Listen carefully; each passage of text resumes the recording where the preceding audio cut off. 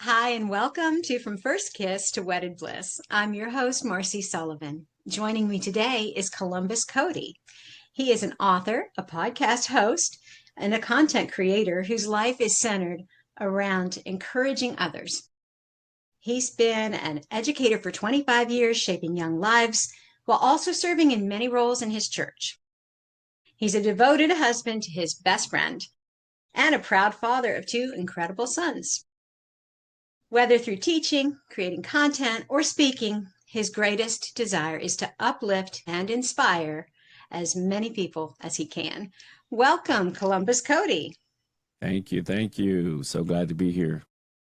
Now, Columbus reached out to me when I was just starting my podcast, and it's taken us quite a few times to try to get together here. But I was really intrigued when you sent your link to the podcast that you did on YouTube, Why My Marriage Doesn't Suck. I really loved what you had to say in there. And we'll get into some of that in a minute. But Okay. let's roll back to how did you and your wife meet? So we go to the same church. Matter of fact, I guess it would be her church because our church is a family church. My pastor and my wife are first cousins. And so, we met at church. So when I came home from the Navy, my mom was like, I want you to come to church with me. And I'm like, okay. So I joined her for church that Sunday, and her church became my church. And then eventually my wife's eyes and my eyes joined each other, and then we became great friends and then dated. And then, she conned me into saying I do. And you are so happy she did. I'm super happy she did. Yes. I think that's wonderful. You said you started with a friendship first. And I think that that's so important. People really don't give that enough value in a Yeah. relationship. Like, oh, I'm good friends with him. I could never marry him. He's my best friend. What? That just doesn't make sense. But I'm glad that you two figured it out. Yeah. Did you go through any premarital counseling? That's funny. I'm almost certain we probably sat down with my pastor. I'm almost certain of it. But it's weird. I can't even remember. It's so funny because my wife and I, it seems like our bond is so close that there's so many things that you move to the side to get ready for the next things, and then you forget. I'm almost certain we had premarital counseling with my pastor, though. Now, how long was that engagement? Was it very long? I'd say it was probably about 6 months, maybe. Mhm. I proposed Christmas Eve, and we got married on 7/7/7.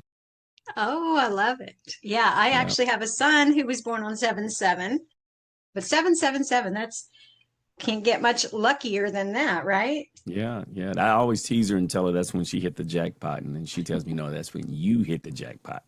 And it was funny. We flew out the next morning to our honeymoon in Cancun, and the flight attendant, she asked, raise your hand if you guys got married yesterday. And like 80% of the plane's hand went up. And she said, believe it or not, they just said that yesterday was the highest numbers of marital rate like ever recorded. That's interesting. So a lot of people had that same idea, get that hmm lucky number. Now, did you have any sort of expectations of what marriage was going to be like going in? I did because I was married previously. It's funny because my pastor told me I was 22 when I first got married. And he told me he doesn't believe a man should get married until he's 25. And because men grow up in increments of years, and a lot of times every 5 years, we grow into a different man. And I was like, man, I'm 22. I know what I'm talking about. I'm ready to get married. And 5 years later, my wife and I, ex-wife and I, we end up divorced. And so I think back to that all the time, like, man, my pastor was right, because I felt what I felt like at 25. I wasn't the same as I was at 22. I had matured a lot. But marriage shows me greatly that it's not a me thing, it's a we thing. And so my expectations this time around was that it would always be a we thing. It would never be a me thing. I was always going to be focused on what I can pour into the marriage versus what I get out of it. That is a very mature view of marriage for sure.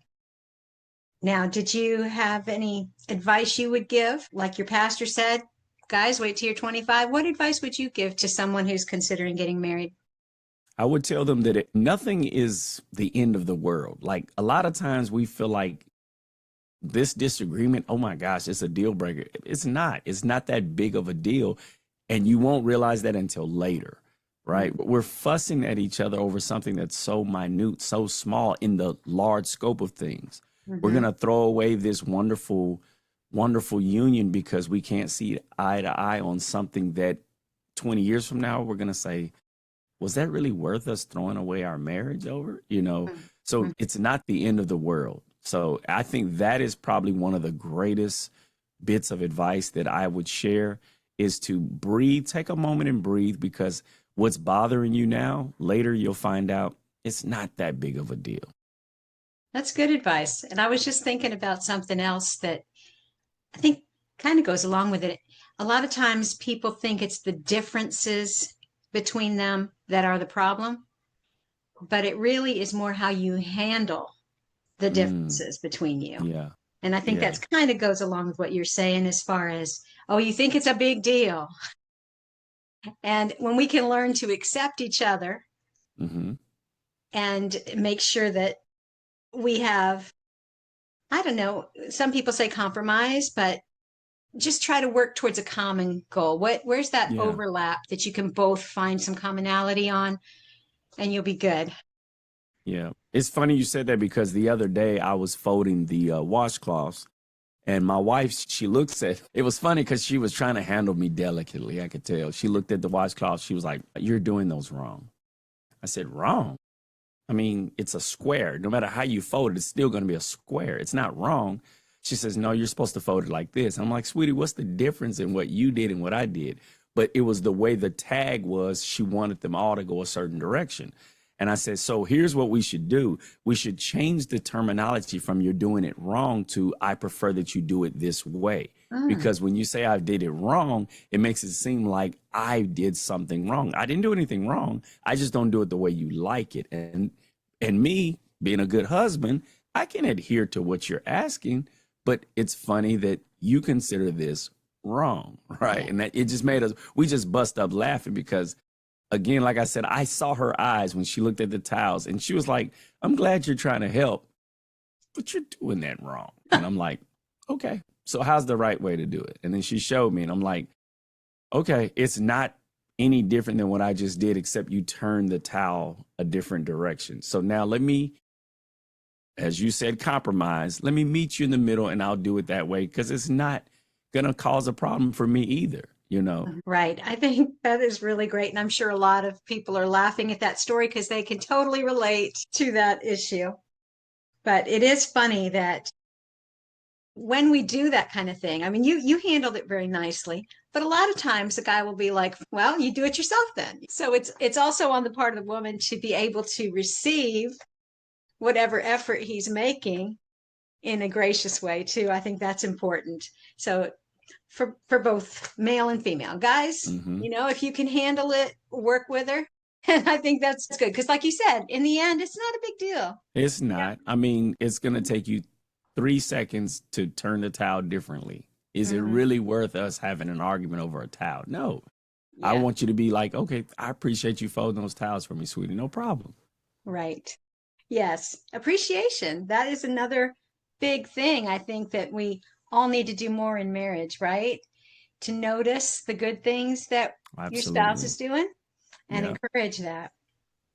Right. Okay, so let's get into those things. You mentioned 3, and I'll just remind you, it's probably been a while since you did that video, but 3 things that we should do in our marriage. The first one was to enjoy each other's company. And I know you're a man who practices what he preaches, because just before we started this, we were talking about pickleball. So that's one thing you guys do to enjoy each other's company. Yeah. What else do you do? It's funny, just being together, period. It's enjoyable. We don't even have to be doing anything together. We just need to be in the same room. I could be watching a football game while she's sitting on the couch reading a book, and just being in each other's presence is what we enjoy. We're watching a movie. She'll say, "You want to watch a movie tonight?" I'm like, "Sure." We throw on a movie. She's dozing off. I'm about to doze off. "All right, good night, baby." We didn't see but 30 minutes of this movie just being together. Years ago, my mother-in-law had a stroke. She had a stroke about 14 years ago. And so 2 to 3 nights a week, my wife doesn't even sleep at home. She sleeps at my mother-in-law's house, right? So she has brothers. They rotate. So I think having that little bit of separation, it amplifies how much you enjoy each other's presence. So when she's home, I totally enjoy just being around her. And it doesn't have to be anything big. We don't have to be on a vacation. We don't have to be playing games. We can just sit in a room together and enjoy each other's presence. I'm on my phone scrolling. She's on her phone scrolling, but we're close by each other, and that's enough. That's good. And I agree. I feel that way about my husband. We're the type of people that could work together 24/7 and we'd be great. It'd be fine. I know some people are like, I'm glad he's gone to work, or yeah, Right. that's kind of funny. But what do you think? What are some tips that somebody could work on to try to enjoy each other's company more? Is that something you can build? What do you think? I definitely think it's something you can build. I think you have to see what the other person brings to the marriage, right? I mean, there's so many things that I don't take for granted. My wife pays the bills, like she organizes the checkbook and she's balancing this and balancing that. When I say pays the bills, I don't mean like I'm a deadbeat who's sitting on the couch. I mean, that's her gift. Her gift is finances. So she'll just come back and she'll say, sweetie, we're scheduled to save X, Y, and Z next month. We should be here by 6 months.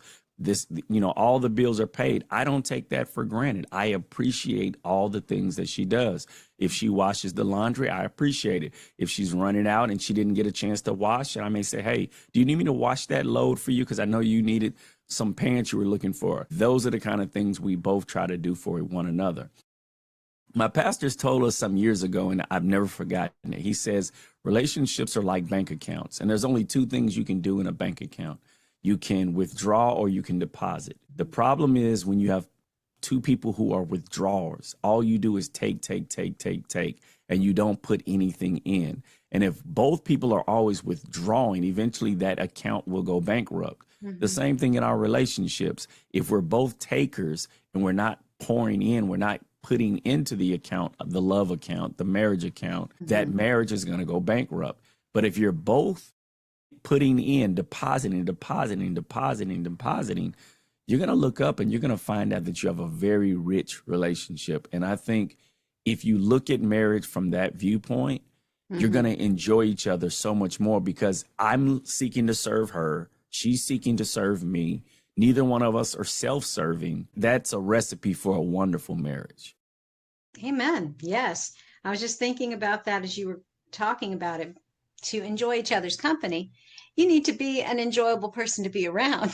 Yeah, absolutely. And you need to have those great memories that you build together, that it's not all just the daily grind and, just surviving. You've got to put in some fun and some celebration to really have those things to fall back on. So I'm with you on number one. Now, number two is express your love to one another. Absolutely. I think that sounds pretty obvious, but what would you like to say about that? All right. So even today, me and my wife have probably texted each other 3 or 4 times throughout the day. I'm at work. I'm in between classes or something. She crossed my mind. So I'd send her a text. Guess who I'm thinking about right now? And she'll text me back. And I'll say, it rhymes with Sue and it starts with a Y, something like that, just silly. And she says, oh, that's so sweet. But all throughout the day, we are communicating. We let each other know we love each other. We're thinking about each other. I get to work. I text her, text me once you get to work. Let me know that you made it safe. You don't take for granted any of these things, because some people, when they left their house, that was the last time they saw their spouse. That was the last words you got a chance to speak. So if it is my last words, I want to leave with a kiss. I want to leave with love. I want to leave to where if something was to happen to me on the road, your final thoughts aren't something negative. It was, I know my husband loved me. I know my wife loved me, because when we parted ways knowing we can't wait to get back together again this evening. Yes, that is good. You can love somebody, but if it's not expressed to them, what good is that, right? Right. Yes. Right. We can't read each other's minds. So we need to, there's an old joke that it says, she says, do you still love me? He said, I told you when I married you, didn't I?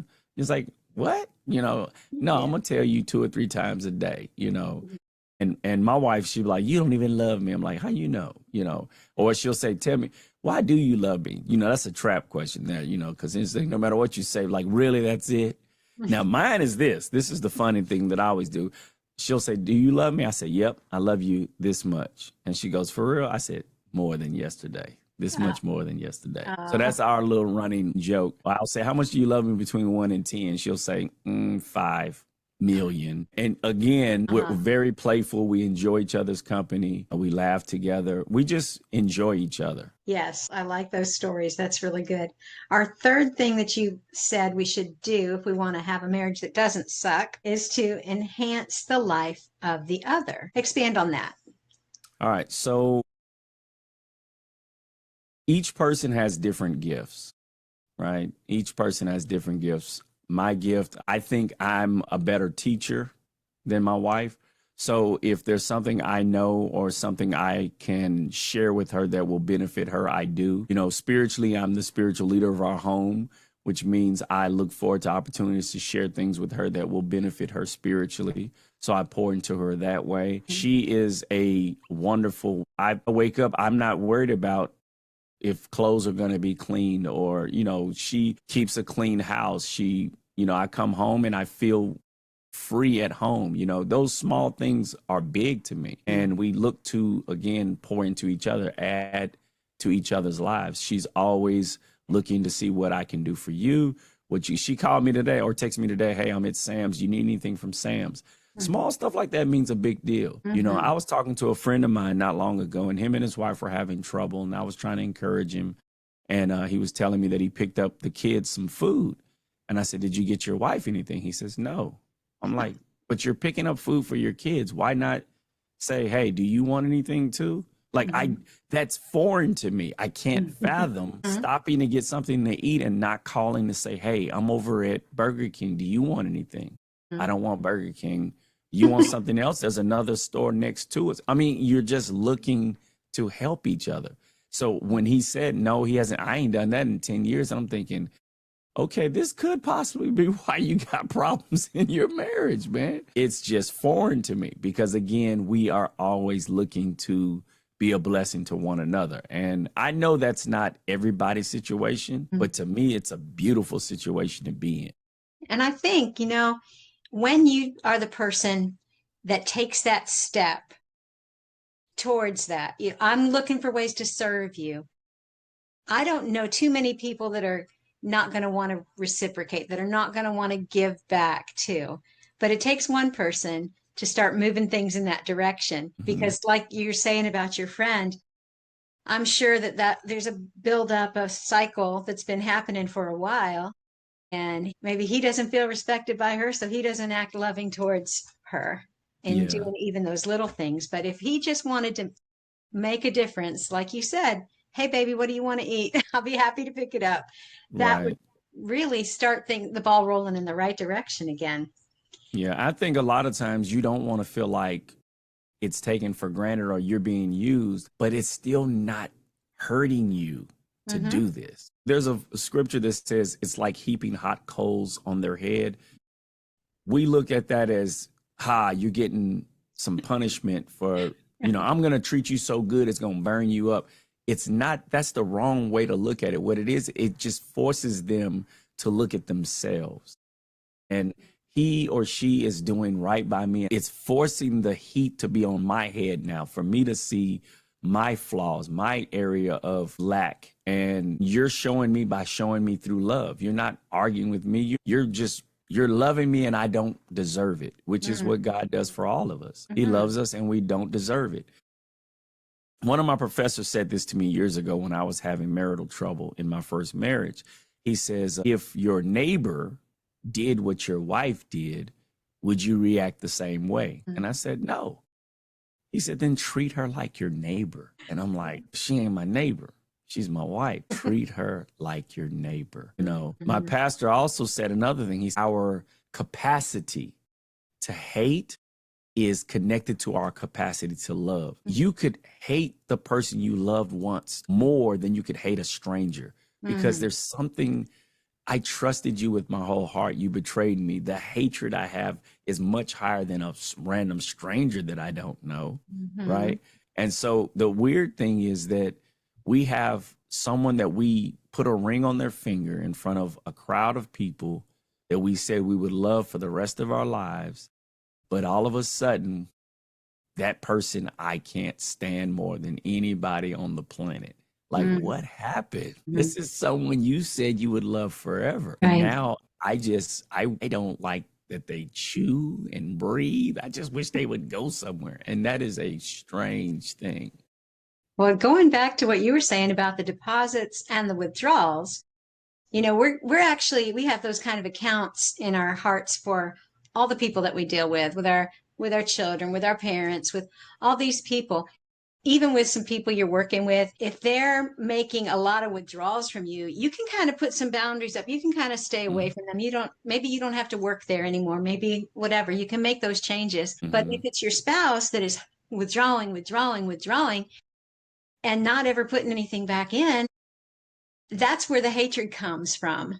Because unless you get separated or divorced, you're stuck in that situation with them to allow them to continue to bankrupt. Now you're in debt. Yeah. And that continual hurt. And if Mhm. you're not able to forgive that and move forward, yeah, that's the sad thing, but you're right. And sometimes too, the signs will be there from the beginning, but because I was in love, I didn't open my eyes to see it, right? I mean, the beautiful thing is God gives us parameters. He gives us counsel on how to select our spouse, how to choose a mate that's going to be a benefit to us. But a lot of times we do it our own way. She is so pretty. I can overlook the fact that she doesn't go to church. She don't love God. She got all these other, because she is pretty, right? And then 5 years later, her inner ugliness supersedes her outer beauty. And now I don't like this anymore. But if you could slow down, if you have given God your heart, I'm a firm believer we attract to ourselves who we are. And if I am chasing after God with my whole heart, I'm not looking for a person that does not love God. I'm looking for someone that at least knows God, because if they know God, then as we walk together on this journey, God will he'll use that one who's stronger in their faith to bless the other, but you can pull them along. But if this person doesn't know your God and you love God with all your heart, you're going to eventually pull away unless they will, surrender their heart as well. And so, God gives us parameters on doing things this way. And if we follow those, it will eliminate a lot of the stress and strain that we have to endure in life. But if we choose to go our own way, he doesn't stop us. He doesn't say, nope, you can't marry her. You chose her. Now you have to deal with the consequences of who you chose. And sometimes those consequences can feel overbearing. But even in those situations, God can still bless there too. That's just how awesome our God is. Yes, he is. He's a redeeming God. Now, let's talk about any challenges that you and your wife had. Can you remember anything early on that was difficult for you two? The first thing that I remember was my wife and her mom were really close, right? I was 17 when I joined the Navy, moved away from home. So my mom and I, from a young age, I was on my own as a man. My wife still lived with her mother until she moved in with me after we got married. So, she was really close with her mom. So when we first got married, we bought curtains and she called, Mom, guess what? We got these curtains. And I just thought that was so weird. You have to tell your mama everything we doing, But later I learned to appreciate that. Can you imagine having such a bond with your mom that you want to include her in everything? But at first that was weird to me. My wife and I have been married. It'll be 19 years in July. And I can count on one hand how many arguments we've had. We don't argue, and the last time we had an argument, it was funny. I can't even remember what we were arguing about. Again, not the end of the world, right? But when she left to go to my mother-in-law's because it was her night. My spirit was so vexed that I just let my wife leave, and we were at odds. Yeah. And then, then you hear the spirit tell you, just call her and settle things. And then you hear your flesh speak up and say, nah, she needs to call you. Now you got that war in you going back and forth. Your pride is there. And, and so I call her and I said, sweetie, I'm so sorry. That's not, I didn't mean for us to be having a conversation like that.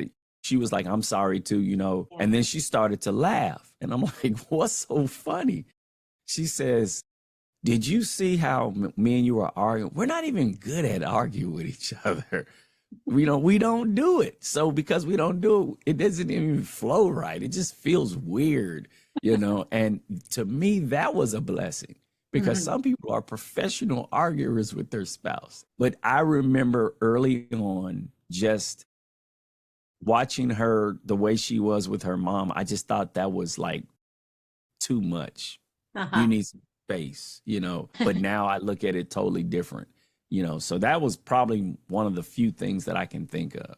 Okay. Well, that's interesting because I was thinking the Bible tells the man to leave his father and mother and cleave into his wife.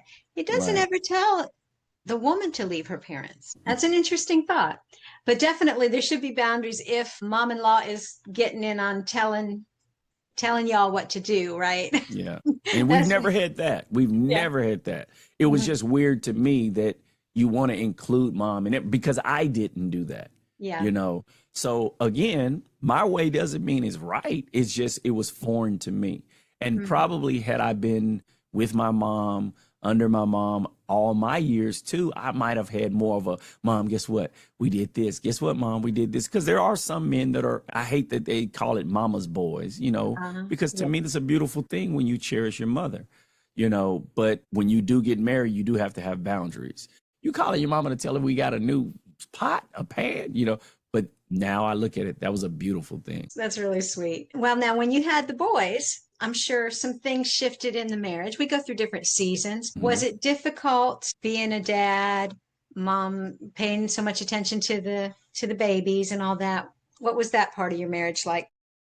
Again, that's weird. I don't remember ever it being difficult. I remember the first time my wife fussed at me, and it was after our first son was born. And it was like maybe 2 a.m. He started crying, and it was a Sunday morning. I remember it like it was yesterday because she never snapped at me before. She was breastfeeding. So, there's nothing I could do really, So I said, sweetie, you want me to get him? And she turned around. It was almost like Satan. I was like, sweetie, you want me to get him? And she turned around. She goes, what kind of question is that? And I was like, what in the world was that? But she was so tired. Yeah. And, I was still working. So she was, staying at home, still on maternity leave. And we get to church that day, and she kind of has like an attitude. And I'm like, sweetie, you okay? She was like, no. And I'm like, somebody made you mad? She was like, yep. I said, who was it? She goes, you. I said, me? She said, yeah. So later we talked, and, she was like, all week long, I get up. So, because I know you got to go to work, on the weekend, you could at least, I'm like, but sweetie, what can I do? You're breastfeeding. Every woman I've told that to, they all say the same thing. You should have just got up with her anyway.